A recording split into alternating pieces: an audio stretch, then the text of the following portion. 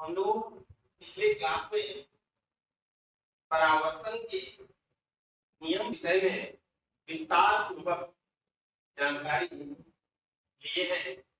अब आगे हम लोग पढ़ेंगे कि प्रतिबिंब किसे कहते हैं। What do you mean by image. Image क्या है, प्रतिबिंब क्या है।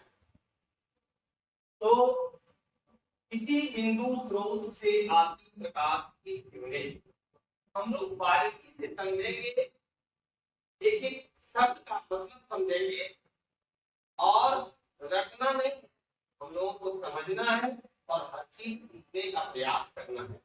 तो किसी बिंदु स्रोत से आती प्रकाश की किरणें दर्पण से परावर्तन के बाद जिस बिंदु पर मिलती है या मिलती हुई प्रतीत होती है, ये दो चीज पर हम लोग ध्यान रखेंगे कि मिलती है या मिलती हुई प्रतीत होती है, उसे उस बिंदु स्रोत का प्रतिबिंब कहते हैं। फिर से समझिए कि किसी बिंदु स्रोत से आती प्रकाश की किरणें, कोई भी प्रकाश स्रोत है जिससे आती प्रकाश की किरणें दर्पण से परावर्तन के बाद, दर्पण से परावर्तन के बाद जिस बिंदु पर मिलती है या मिलती हुई प्रतीत होती है, उसे उस बिंदु स्रोत का प्रतिबिंब कहते हैं। प्रतिबिंब दो प्रकार के होते हैं। पहला है वास्तविक प्रतिबिंब, रियल इमेज। अब देखिए प्रतिबिंब में, प्रतिबिंब की परिभाषा में ही वास्तविक प्रतिबिंब की भी परिभाषा है और आभासी या काल्पनिक प्रतिबिंब की भी परिभाषा। हम लोग जरा सा समझने का प्रयास करेंगे कि वास्तविक प्रतिबिंब, रियल इमेज क्या है। किसी बिंदु स्रोत से आती प्रकाश की किरणें दर्पण से परावर्तन के बाद जिस बिंदु पर वास्तव में मिलती है, उसे उस बिंदु स्रोत का वास्तविक प्रतिबिंब कहते हैं। यहाँ पर भी हम लोगों ने देखा एक जिस बिंदु पर मिलती है, वास्तव में मिलती है, और दूसरा चीज दिखाएं या मिलती हुई प्रतीत होती है। अगर हम प्रतिबिंब की परिभाषा को ही दो भाग में बांट दें कि जिस बिंदु पर वास्तव में मिलती है वो आपका वास्तविक, और हम नीचे वाला देखेंगे कि मिलती हुई प्रतीत होती है वो आपका आभासी या काल्पनिक प्रतिबिंब है, वर्चुअल इमेज है। आइए हम लोग देखते हैं कि किसी बिंदु स्रोत से आती प्रकाश की किरणें दर्पण से परावर्तन के बाद जिस बिंदु पर वास्तव में मिलती है, वास्तव में मिलती है, उसे उस बिंदु स्रोत का वास्तविक प्रतिबिंब कहते हैं। अब देखिए यहाँ पर वास्तविक प्रतिबिंब का की विशेषता है कि वास्तविक प्रतिबिंब को पर्दे पर प्राप्त किया जा सकता है। वास्तविक प्रतिबिंब को पर्दे पर प्राप्त किया जा सकता है, रियल लाइफ में उतारा जा सकता है, और वास्तविक प्रतिबिंब वस्तु की अपेक्षा हमेशा उल्टा होता है। हम लोग जब किरण आलेख की बनावट अगली क्लास में पढ़ेंगे, अगले कुछ क्लास के बाद, तो उसमें हम लोग वास्तविक प्रतिबिंब क्या है, आभासी या काल्पनिक प्रतिबिंब क्या है, वर्चुअल इमेज क्या है, हम लोग किरण आलेख के माध्यम से देखेंगे किस प्रकार से वो वास्तविक प्रतिबिंब वस्तु की अपेक्षा हमेशा उल्टा होगा। और वास्तविक प्रतिबिंब दो चीज है, यहाँ पे ऑब्जेक्टिव भी नोट कर सकते हैं। तो वास्तविक प्रतिबिंब को पर्दे पर प्राप्त किया जा सकता है, और दूसरा है वास्तविक प्रतिबिंब वस्तु की अपेक्षा हमेशा उल्टा होगा। अब आइए कि आभासी या काल्पनिक प्रतिबिंब, वर्चुअल इमेज है। What do you mean by virtual image.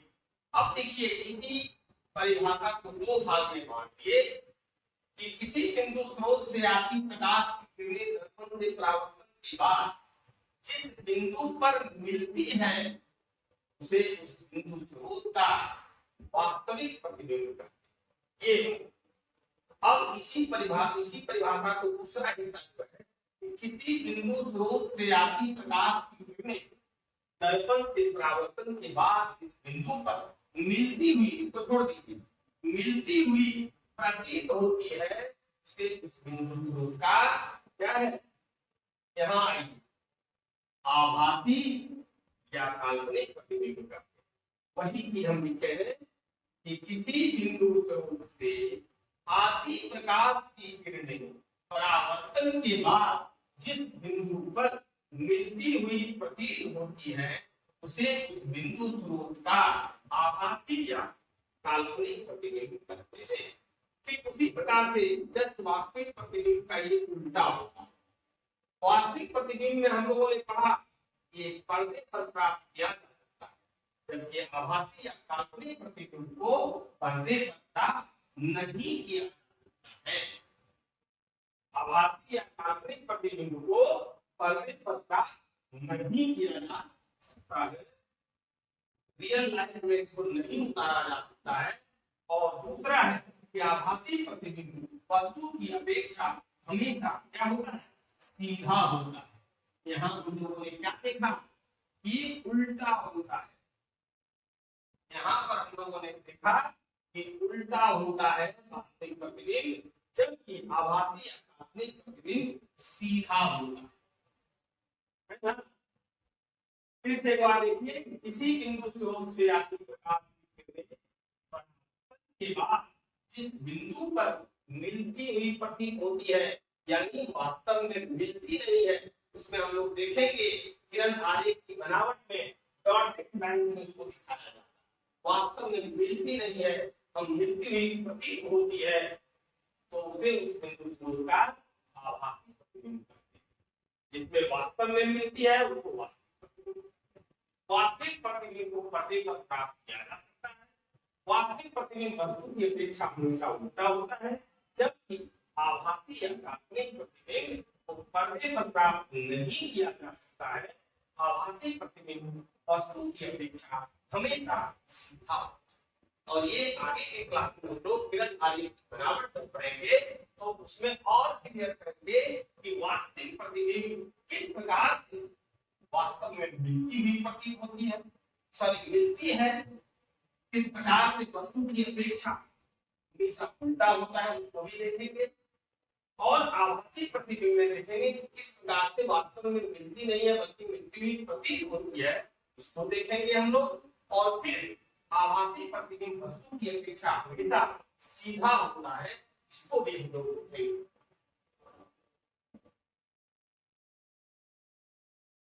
अब हम लोग सीखेंगे और जानेंगे कि समतल दर्पण द्वारा बने प्रतिबिंब की विशेषताएं किस प्रकार से समतल दर्पण द्वारा कोई भी वस्तु का प्रतिबिंब बनता है।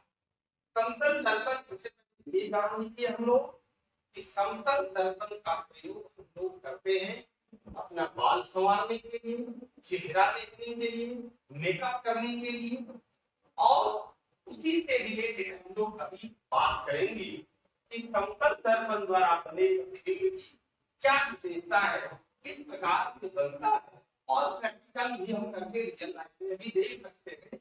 और इसके प्रैक्टिकल के लिए भी हमको विशेष सामान की जरूरत नहीं है।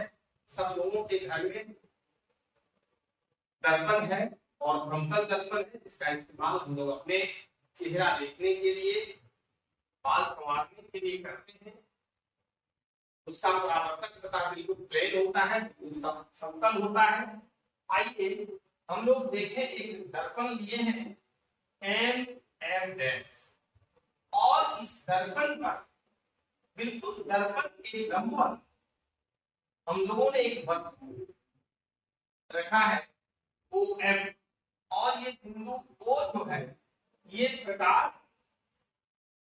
स्रोत, बिंदु स्रोत जिससे कि प्रकाश निकल रही है और निकल करके समतल सतह के बिंदु मान लीजिए P पर ये टकराती है।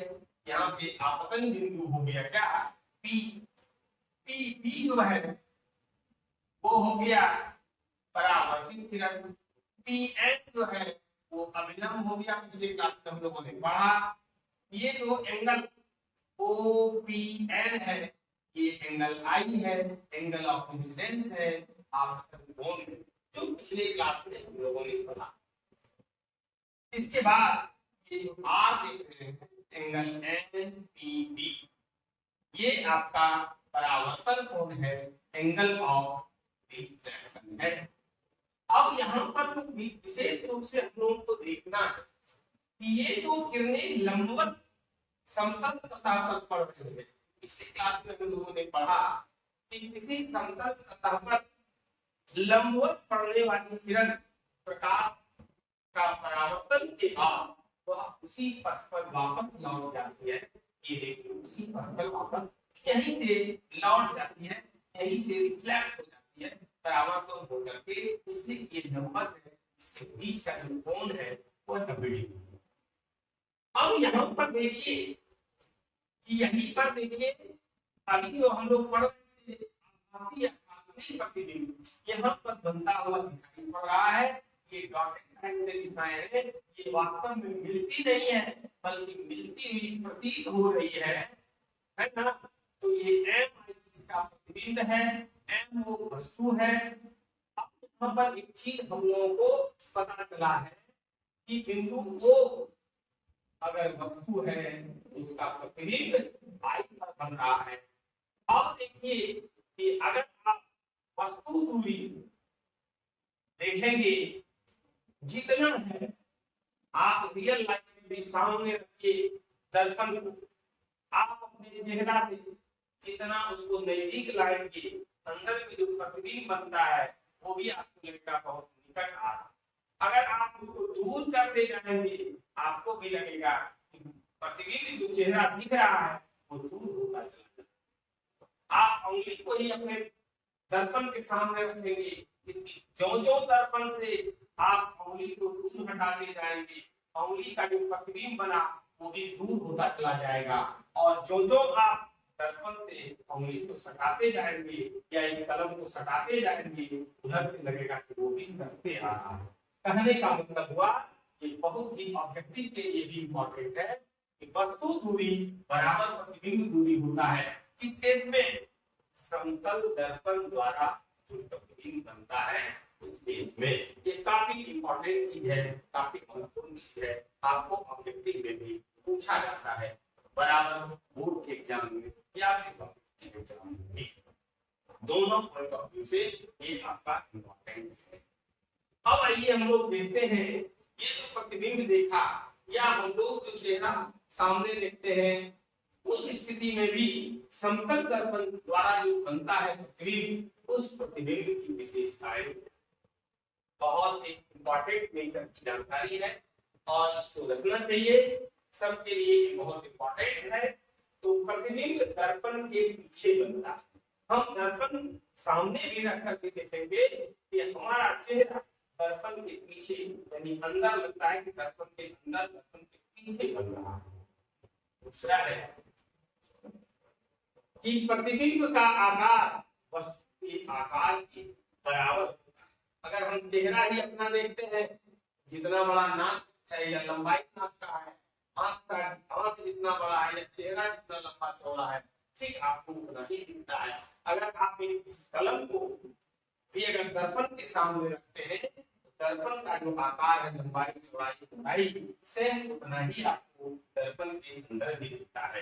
कहने का मतलब दोनों पहले समझिए कि प्रतिबिंब दर्पण के पीछे बनता है ना। फिर है कि प्रतिबिंब का आकार वस्तु के आकार के बिल्कुल बराबर होता है। आप दर्पण को सामने रख करके और इसको समझिए कि अगर जितना बड़ा चेहरा है, जितना बड़ा कोई वस्तु अगर दर्पण के सामने रखते हैं प्रतिबिंब भी उसी आकार का उतना बड़ा ही बनता है। तीसरा जो पॉइंट है कि प्रतिबिंब वस्तु की अपेक्षा सीधा बनता है। बिल्कुल अगर हम सीधे खड़े होते हैं दर्पण के सामने तो सीधा ही प्रतिबिंब बनता है, उल्टा नहीं बनता। ऐसा नहीं होता है कि पैर ऊपर और सर नीचे होता है, ऐसा नहीं होता है, बिल्कुल सीधा बनता है। चौथा जो है कि प्रतिबिंब पार्श्विक रूप से उल्टा।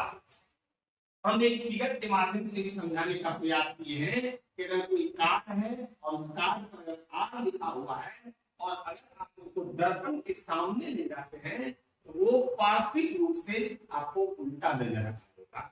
इस तरह से उसी को पार्श्व परिवर्तन करते हैं। आप देखते होंगे दर्पण के सामने अगर जाकर के आप दाहिना हाथ से कंघी चलाते हैं बाल झाड़ने के लिए तो आपको उसमें बायां हाथ नजर आएगा। नाई भी अगर बाल काटते हैं दाहिना हाथ से आप गौर करेंगे आपको लगेगा कि वो बायां हाथ से काटते हैं, और रियल में जब देखिएगा घूम करके पीछे उनको दाहिना हाथ से वो काटते हैं। ये आपका पार्श्विक परिवर्तन है। पार्श्व परिवर्तन का मतलब होता है कि दर्पण में आपको बायां दायां दिखता है और दायां बायां दिखता है, साइड जो है उसमें आपको चेंज दिखता है। ये आपका समतल दर्पण के द्वारा जो प्रतिबिंब बनता है उस प्रतिबिंब का विशेषता है, उस प्रतिबिंब का गुण है। एक प्रतिबिंब बिल्कुल आभासी होता है, काल्पनिक होता है। इसका मतलब हुआ कि आप उसको पर्दे पर प्राप्त नहीं उसको कर सकते हैं, है ना।